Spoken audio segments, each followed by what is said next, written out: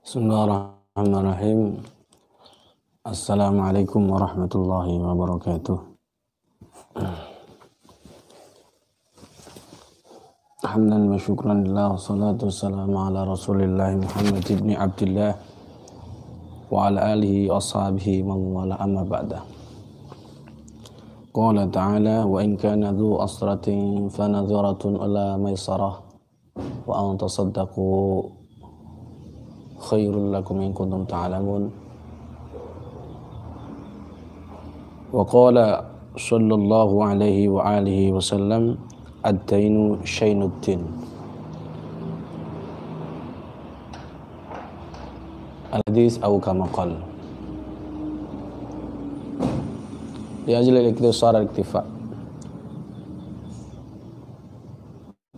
Para sahabat yang dimuliakan Allah,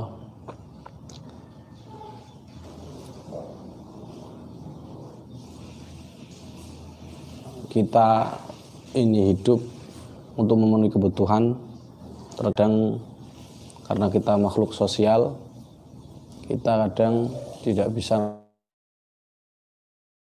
utang, dan itu adalah maklum. Tetapi perlu diketahui bahwa sebelum saya lanjut ini saya mau cek dulu soundnya, kira-kira jelas apa enggak ya. Cek soundnya sudah jelas apa belum para sahabat. Nah, ini saya mau ngecek sound dulu, nanti kalau sudah jelas ada komentar jelas baru saya lanjut, atau kurang jelas karena jelas ya, Masya Allah ya. Pertama bahwa perlu diketahui, saya ini petani biasa para sahabat, petani biasa, tetapi alhamdulillah tanggungan 1 bulan itu kalau ditotal itu ya sekitar 40 hingga 50 juta per bulan tanggungan. Padahal ya petani, ternak mentok, ternak kelinci dan sebagainya. Tapi alhamdulillah Allah mencukupi dan tidak punya hutang sama orang, cuman hutang sama dikit-dikit aja. Tanggungannya segitu kok cukup apa bagaimana? Nah, ini saya kasih resep para sahabat. Tapi sebelumnya kita harus ketahui bahwa status hutang dalam Islam. Pertama, Rasulullah Shallallahu Alaihi Wasallam sangat tidak kompromi dengan orang yang banyak hutang para sahabat. Ya, bahkan saking tidak komprominya, Nabi itu tidak mau enggan mensolati orang yang punya hutang 2 dinar kalau tidak salah ya, 2 dinar, sebagaimana riwayat hadis dari Jabir bin Abdullah radhiyallahu anhu. Ketika ada orang punya hutang 2 dinar, maka Rasulullah tidak mensolatinya sebelum ada yang menanggung. Tiba-tiba ada Qatadah yang melunasi hutangnya. Jadi kalau itu 2 dinar, Rasulullah itu tidak mensolatinya. Jangankan 2 dinar para sahabat, 2 dinar itu kalau mohon maaf kita akan kurskan ke rupiah. Jadi kursnya tentu biar adil kita kurs zaman Nabi. Kurs zaman Nabi 1 dinar itu setara kambing. Jadi kalau 3 juta maka yang dimaksud 2 dinar kira-kira, kalimatnya adalah kira-kira, itu sekitar 6 juta. Jadi Nabi tidak mentolerir, tidak mensolati orang yang punya hutang 6 jutaan. Kalau kurs sekarang, jangankan 3 dinar, jangan 3 dinar, bahkan Rasulullah pun tidak mensolati dalam riwayat yang lain. Sebentar Bu ya, mohon maaf ini masih ada tamu sebentar nggih. Kalau salam, monggo pinarak riyen. Jangankan 3 dinar para sahabat. Nabi pun pernah dalam suatu riwayat hadis, fa inni la usalli ala man kana alaihi dainu arba'at darahim. Fama tawalam yu'adhiha. Jadi Nabi itu tidak mensolati orang bukan 2 dinar tetapi 4 dirham. Nah 4 dirham itu kalau yang tadi maklum kita 6 juta. Beliau tidak mensolati orang, katakanlah kalau bahasa sekarang Rasulullah itu tidak mensolati orang yang punya hutang 6 juta. Bayangkan sekarang banyak utang yang punya hutang. Jangankan 6 juta atau 2 dinar, Rasulullah pun tidak mensolati orang yang punya hutang 4 dirham, bukan dinar, dirham. Dalam riwayat hadis lain.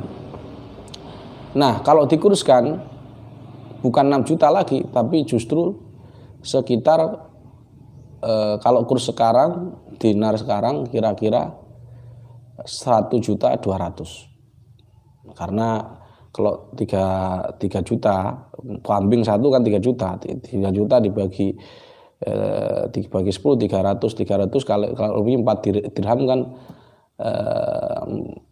jadi 1.200.000. Jadi Rasulullah tidak mensolati, kira-kira kalau sekarang jangankan 6 juta, 1.200.000 saja tidak mau, enggan mensolati. Yang kedua adalah seluruh amal ibadah kita, karena kita hidup mati itu membawa hutang, sungguh itu amal sholat kita, puasa kita, baca Quran semua ditangguhkan, ya, ditolak kecuali ada hutang. Bahkan jangankan kita yang mati biasa, orang yang perang mati syahid saja semua diampuni dosanya kecuali hutang. Kenapa? Karena hutang itu hak adami, sedangkan ibadah itu hak kepada Allah, dan pemenuhan kebutuhan kepada hak adami harus dipenuhi dulu. Yaghfiru lisyahid kulla dzambin illa dain. Jadi seluruh dosanya orang yang mati syahid perang fisabilillah itu diampuni Allah kecuali hutang. Jadi kalau orang punya hutang nggak akan diampuni dosanya, karena punya hutang. Maka dari itu sebelum warisan dibagi tentu hutangnya diselesaikan dulu. Maka hutang ini sangat luar biasa. Bahkan ada orang hutang, kalau ada orang hutang, yang ketiga ya para sahabat, yang ketiga perlu diketahui bahwa hutang itu adalah bendera kelemahan dan kehinaan seseorang. Jadi jangan banyak hutang, kecuali kebutuhan yang mubah. Jadi jangan karena ego kita hutangnya terlalu banyak. Pengen beli rumah hutang, jangan. Beli rumah ya sebisanya saja. Sampai hutang di atas 2 dinar, di atas 6 juta. Sekali lagi jangan hutang di atas 6 juta lebih. Bahkan kalau sampai ada orang hutang, niat orang itu hutang. Yang ketiga, ada orang hutang kemudian dia niat tidak membayar, maka kelak di akhirat dia akan dicatat sebagai orang pencuri. Man adzana adainan, ini ada hadis dari Ibnu Abi Syaibah. Rasulullah SAW mengatakan, man adzana dainan wallahu ya'lamu annahu la yuridu ada'ahu ila sahibi. Barang siapa niat berhutang kepada orang lain dan dia la yuridu ada'a ila sahibi, tidak ada niat untuk tidak membayar, maka yaghurruhu billahi, dia menipu Allah Subhanahu wa taala dengan kalimat Allah, wastahalla malahu bil batil, dia menghalalkan, misalkan ingin buat rumah tapi dari hutang dari BMT, maka sesungguhnya beli rumahnya ini adalah menghalalkan segala cara dengan niat tidak berhutang, kabur misalkan, menyewa rumah tapi itu sama juga dia menghalalkan dirinya harta yang di rumahnya itu dengan cara yang batil. Maka konsekuensinya bagaimana? Orang yang berhutang tapi niat tidak membayar, kata Rasulullah SAW, laki Allah yaumal qiyamah wa wasariq, maka ketika datang di hari kiamat bertemu dengan Allah, maka dia dicatat sebagai orang yang pencuri, karena dia mencuri tidak niat bayar, sama halnya mencuri. Dan ini banyak di hadis yang menerangkan bahwa penghinaan terhadap, bahwa terhinanya orang yang berhutang tapi tidak mau membayar. Dalam hadis Bukhari misalkan Rasulullah SAW mengatakan man akhadha amwalan nas yuridu adaha adan adallahu anhu. Barang siapa dia niat berhutang, meminjam harta orang lain dan dia niat membayarnya, maka Allah akan membantu menyelesaikannya. Jadi sekali lagi kalau ada niat hutang, sekali lagi harus sebelum niat hutang kita harus persiapan mana untuk mengembalikan dan wajib niat untuk mengembalikan. Itu kata kunci sebelum kita amalkan amalan untuk lunas hutang ini.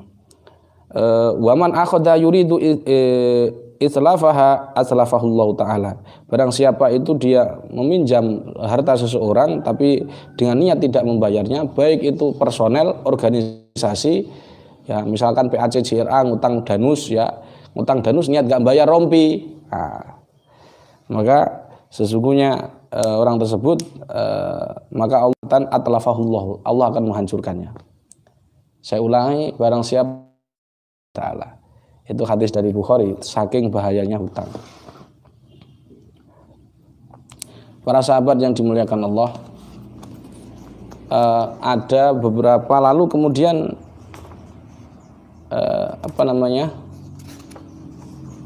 bolehkah berhutang? Boleh berhutang. Makanya, tapi jangan sampai lupanya ya ayyuhalladzina amanu idza tadayantum bidainin ila ajalin musamman faktubuh. Tulislah. Maka sunnah kita itu menulis hutang, ya kan, harus transparan baik kepada keluarga maupun kepada istri. Jangan sampai kita ini hutang kita nggak diketahui istri, nggak diketahui suami, nggak diketahui anak. Wah, ini celaka kita. Kenapa? Ketika kita mati, amal kita ditangguhkan, nggak ada yang tahu, nggak ada yang lunasi akhirnya. Wal iyadu billah. Ya, wal iyadu billah. Jadi ini hubungannya dengan akhirat, walaupun hubungannya dunia, tapi hubungannya ke akhirat adami nggak bisa diselesaikan. Maka sunnah kita menulis hutang sebelum tidur ditulis di bantal, sehingga ketika kita sewaktu-waktu Allah mencabut nyawa kita, maka Allah orang ahli waris kita tahu hutang kita. Nah kalau kita nggak memberitahu sebelum itu, kan parah sahabat, dibuka bleng, nah ternyata hutangmu 100 juta. Nah istrimu nangis bukan kenapa, karena meninggalnya kamu, karena kamu meninggalkan dalam kondisi banyak hutang. Kan parah itu. Allah wal iyadu billah. Maka insya Allah bacalah ini para sahabat. Jadi kalau sampean mau niat karena Allah Ta'ala betul-betul ingin menyelesaikan masalah, maka mintalah kepada Allah Ta'ala. Hutang segunung apapun insya Allah lunas. Jadi kalau tadi saya bilang kalau saya satu bulan tanggungannya 50 juta, sedangkan pekerjaan saya cuma malcul di ladang, tapi alhamdulillah Allah memberikan kecukupan.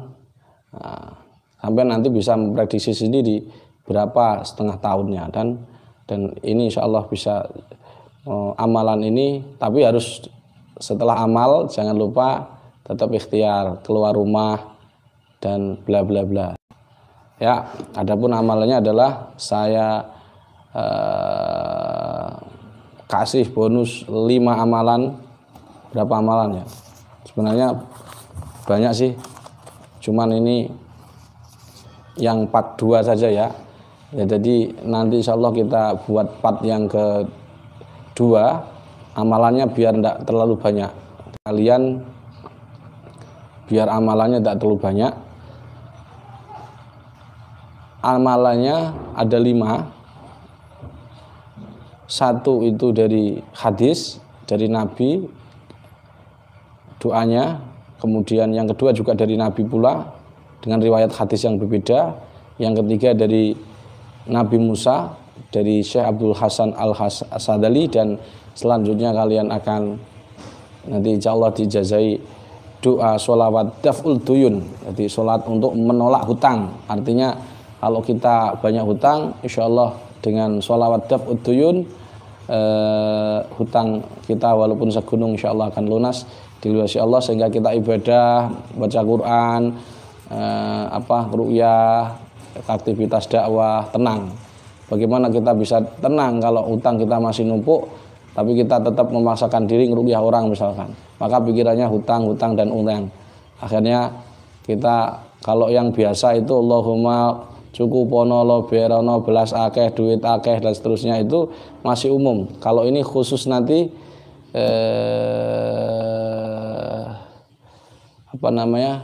ini nanti khusus yang spesifik untuk hutang. Baik, apa saja amalannya? Jadi yang pertama, ini saya kasih dua amalan pelunas hutang. Pertama, yaitu untuk membaca surat Al-Ikhlas 100 kali.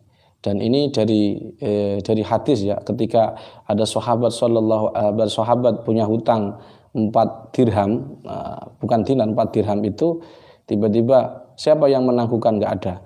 Tiba-tiba Rasulullah tidak mensolati jenazah tersebut. Apa yang terjadi?